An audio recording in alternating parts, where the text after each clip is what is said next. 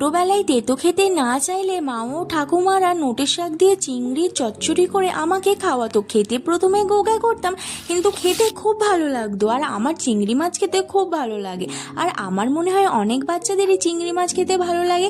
তাই একবার তেতোর একটি পদ চিংড়ি দিয়ে নোটে শাকের চচ্চড়ি করে বাড়িতে বাচ্চাদের কিংবা যারা তেতো খেতে চায় না তাদেরকে একবার রান্না করে খাওয়ান। তারা কিন্তু একবার থেকে দুবার চেয়ে খাবে।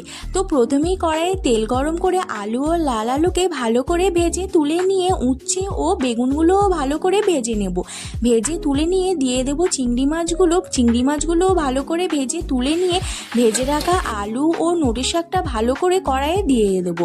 দিয়ে ভালো করে নাড়াচাড়া করে নেবো। যখনই নোটের শাকটা একটু নরম হয়ে আসবে দিয়ে দেবো ভেজে রাখা চিংড়ি মাছ ও উচ্ছেগুলো, দিয়ে ভালো করে একটু নাড়াচাড়া করে নেব। তারপরে দেব হলুদ গুঁড়ো ও লঙ্কার গুঁড়ো আর সামান্য নুন দিয়ে দেবো। দিয়ে ভালো করে মশলাটা শাকের সাথে কষিয়ে নেব। কষানো হয়ে গেলে পরিমাণ মতন জল দিয়ে দেব। জল দিয়ে ভালো করে ঢাকা দিয়ে কিন্তু রান্নাটা আমাদের করে নিতে হবে। এইভাবে একবার কিন্তু বানিয়ে বাচ্চাদের খাওয়ান। কেমন হলো একবার কিন্তু জানাবেন। আর ভালো করে আমি ঢাকা দিয়ে রসটা ভালো করে মেরে নেব, নিয়ে নামিয়ে নেব। নোটের শাকের